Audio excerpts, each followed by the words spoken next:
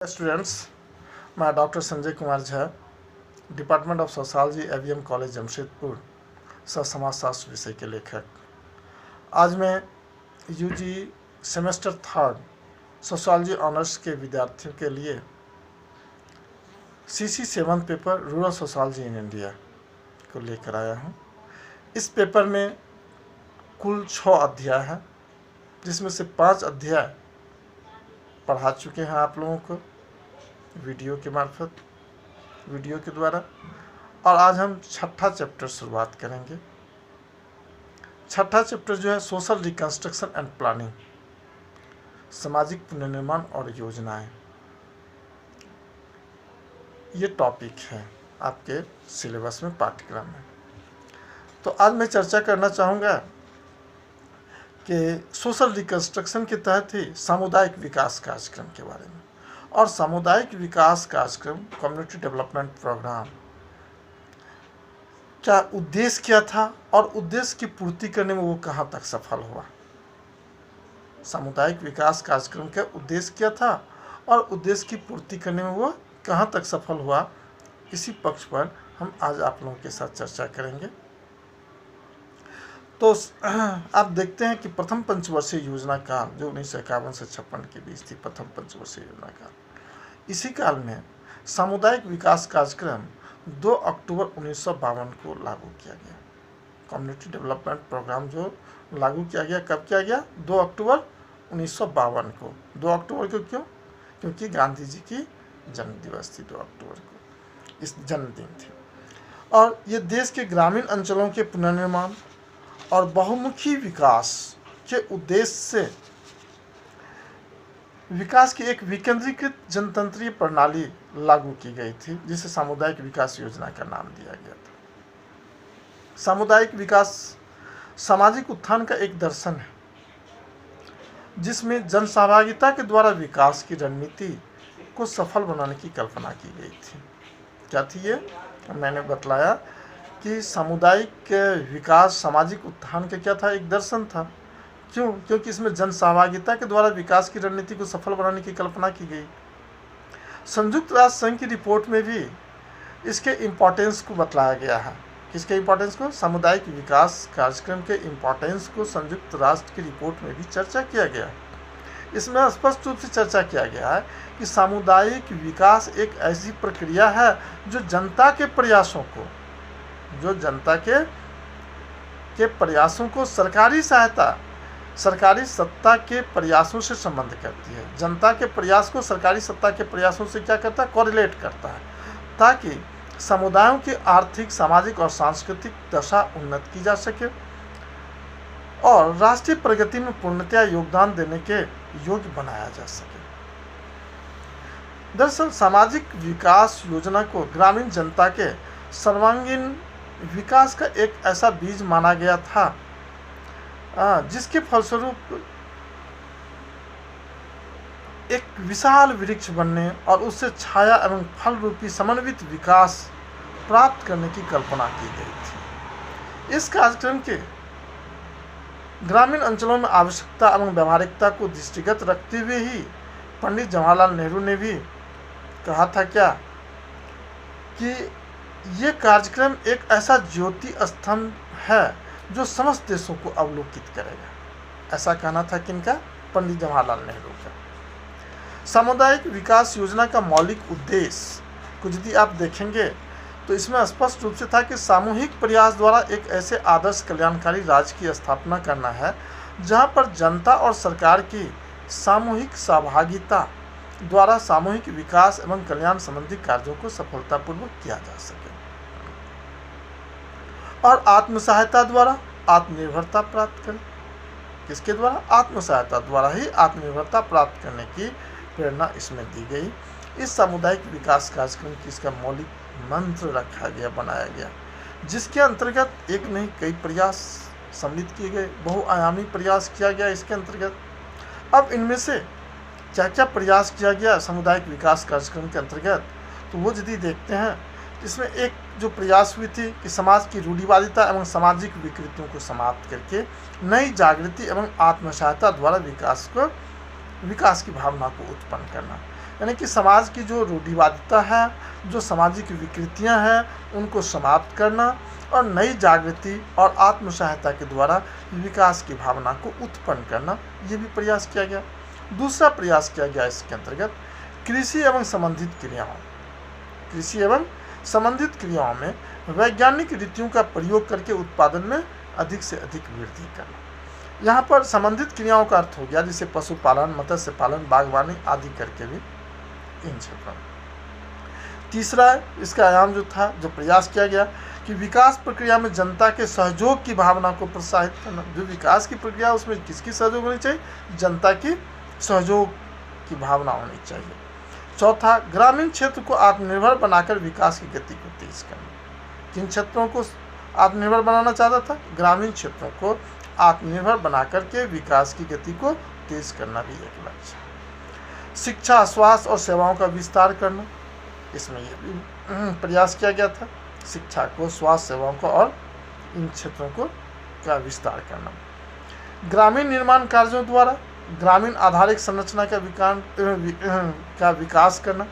जो ग्रामीण निर्माण कार्य है, गांव में जो निर्माण कार्य होता है, तो इससे गांव की जो आधारिक संरचना है या इंफ्रास्ट्रक्चर है, उसका भी विकास करने की बात इसमें आई।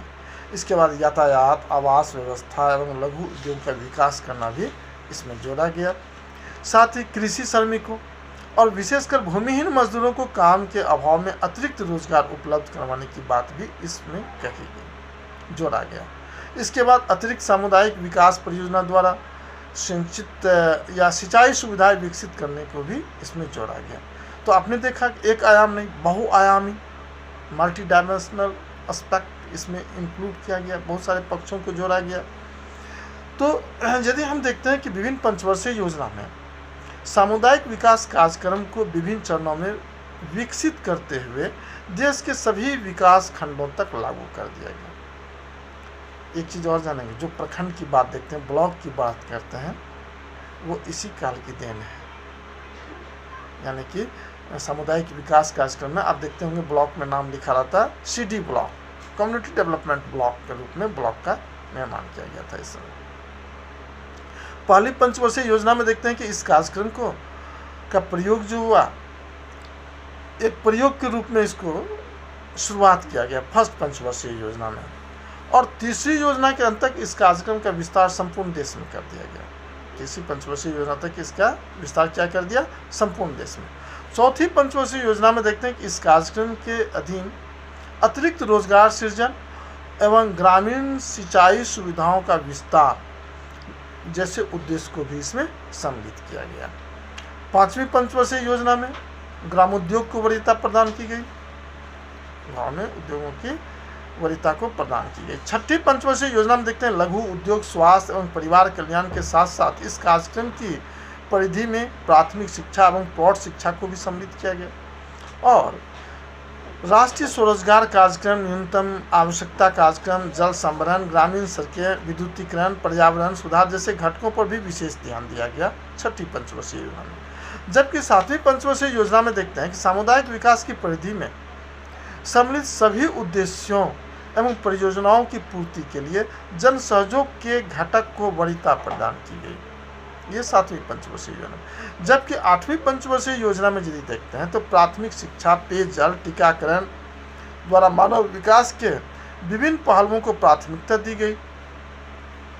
नवीं पंचवर्षीय योजना का दृष्टिकोण पत्र भी ग्रामीण क्षेत्रों में पंचायती राज संस्थाओं को आर्थिक आयोजन के निर्माण करने की बात कही गई एवं कार्यान्वयन में भागीदारी प्रदान किए जाने की वरीयता प्रदान की गई। ये किसमें की गई? नवीं पंचवर्षीय योजना में। यानी कि जो दृष्टिकोण पत्र बना था उसमें ग्रामीण क्षेत्रों में पंचायती राज संस्थाओं को जो आर्थिक आयोजन के निर्माण करने में महत्वपूर्ण भूमिका हो और कार्यान्वयन में भागीदारी भी उनका हो, ये भी चर्चा की गई। भारत में यदि देखते हैं नियोजन काल में सामुदायिक विकास कार्यक्रम के माध्यम से ग्रामीण जीवन को श्रेष्ठकर बनाने की दिशा में बहुआयामी कदम उठाए गए हैं एवं सामुदायिक विकास कार्यक्रम ने ग्रामीण अर्थव्यवस्था को जीवंतता देने के लिए भी उल्लेखनीय सेवा किया। कृषि को विकसित एवं अधिक उत्पादकीय बनाने के लिए उन्नत बीज, रासायनिक उर्वरक, सुधरे हुए कृषि यंत्र एवं कीटनाशक दवाओं के प्रयोग को भी प्रेरित करने में यह कार्यक्रम काफ़ी सफल रहा।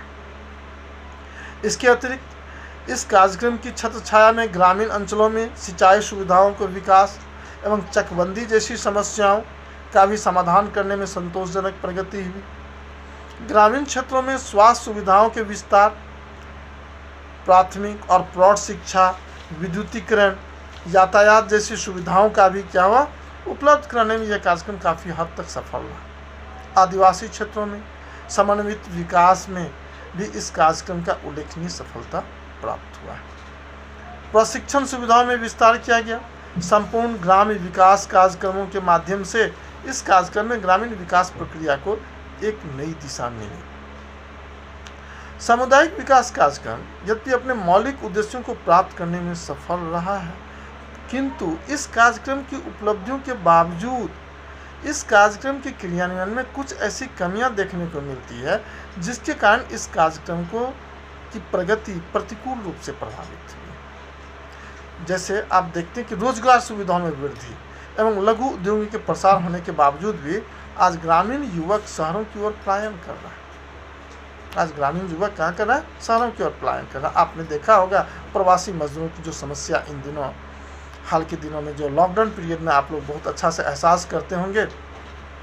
ये प्रवासी मजदूर जो पलायन करके एक राज्य से दूसरे राज्य चले गए, तो उनकी जो समस्याएं हैं वो आज भी बरकरार रहे। साथ ही आप एक चीज़ ये भी देखते हैं कि ये प्रश्न जो है ये निश्चित रूप से इस कार्यक्रम की सफलता पर एक प्रश्न चिन्ह उठा देता है। इसके अतिरिक्त इस कार्यक्रम के संचालन की विभिन्न प्रशासनिक इकाइयों में उचित समन्वय का अभाव है। जो कार्यक्रम बनाया जाता है उनके बीच में किस प्रकार की समन्वय होनी चाहिए, तो उस समन्वय का भी क्या है? अभाव है, जिसके कारण ग्रामीण क्षेत्रों की प्राथमिकताओं को ना तो सही निर्धारण हो पाता है और ना ही निर्धारित लक्ष्यों को प्राप्त करने में संगठित प्रयास ही हो पाते हैं। यह कार्यक्रम ग्रामीण क्षेत्रों में सामुदायिक भावना का वांछित विकास करने में भी असफल रहा। यहाँ भी ये सफल नहीं हो पाया। ग्रामीण जनता आज भी आपसी द्वेष और कलह के कारण क्या अदालतों के चक्कर में जा रहा है।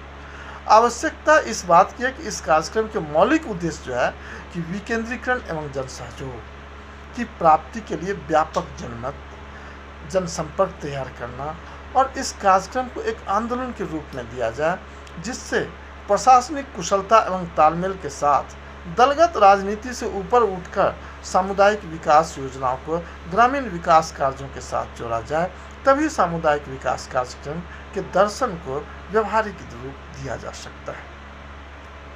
आज आपने कम्युनिटी डेवलपमेंट प्रोग्राम, इसकी सफलता के बारे में, इसके बहुत सारे आयाम के बारे में आपने जाना। आज यहीं तक, दूसरे वीडियो में लेकर आएंगे प्लान के बारे में, योजनाओं के बारे में। आज यहीं तक। थैंक यू, धन्यवाद।